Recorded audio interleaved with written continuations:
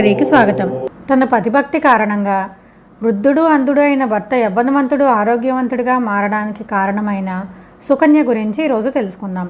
సాధారణంగా పతివ్రతలు అనగానే అనసూయ, అరుంధతి, సావిత్రి లాంటి పేర్లే వింటూ ఉంటాం. కానీ ఇంకొక మహాపతివ్రత సుకన్య. ఈమె కథని ఈరోజు మనం తెలుసుకుందాం.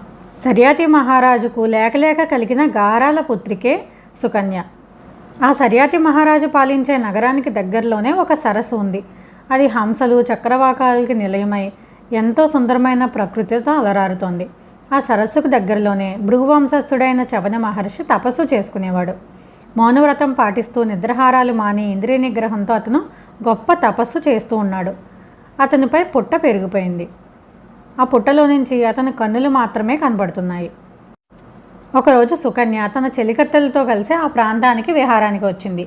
కొంతసేపు ఆ సరస్సులో ఆడుకుని ఆ ప్రాంతం అంతా విహరిస్తూ ఉండగా చవనుడు తపస్సు చేస్తున్న పుట్ట కనిపించింది.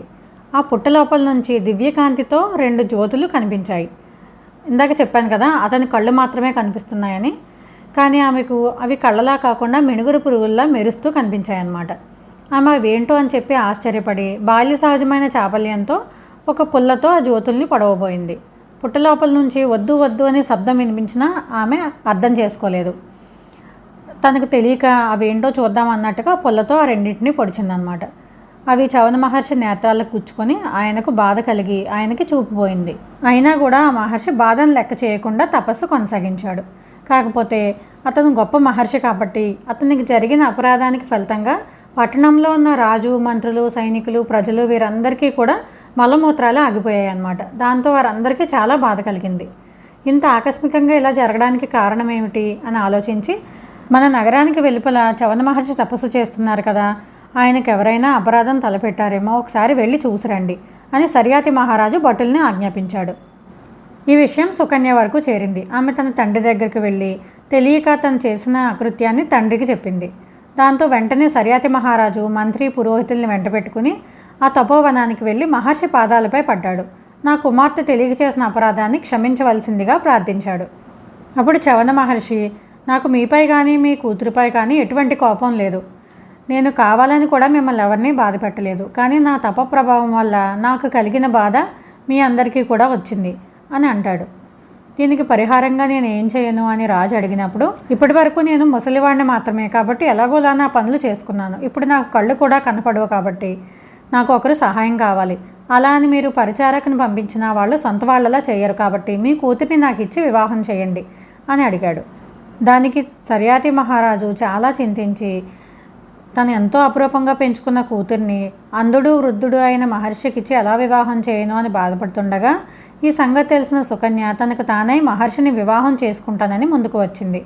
నేను చేసిన అపరాధం కాబట్టి నేనే దాన్ని సరిదిద్దుతాను అని చెప్పి వివాహం చేసుకోవడానికి అంగీకరించింది. ఇక చేసేదేమీ లేక సర్యాతి మహారాజు సుకన్యను చవన మహర్షికిచ్చి వివాహం జరిపించాడు. సుకన్య అప్పటి నుంచి పతిసేవా పరాయణురాలై కాలం గడపసాగింది. ఎంతో పతిభక్తితో ఆయనకు అన్ని విధాలుగా సహాయం చేస్తూ అనుకూలవతిగా ప్రవర్తించసాగింది.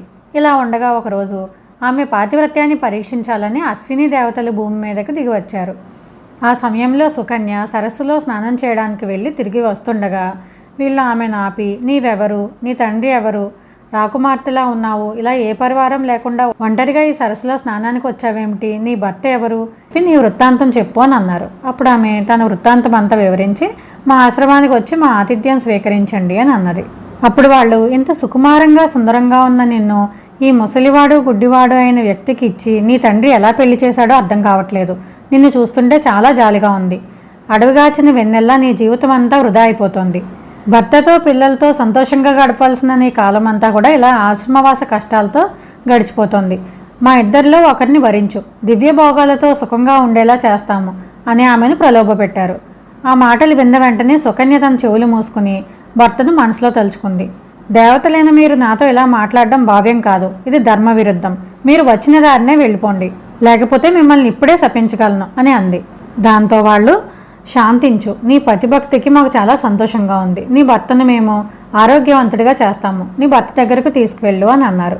అప్పుడు వాళ్ళు చవనుడితో ఇలా అన్నారు, నిన్ను మేము సంపూర్ణంగా ఆరోగ్యవంతుడిగా, యవ్వనవంతుడిగా చేయగలము. కాకపోతే మాదొక షరతు.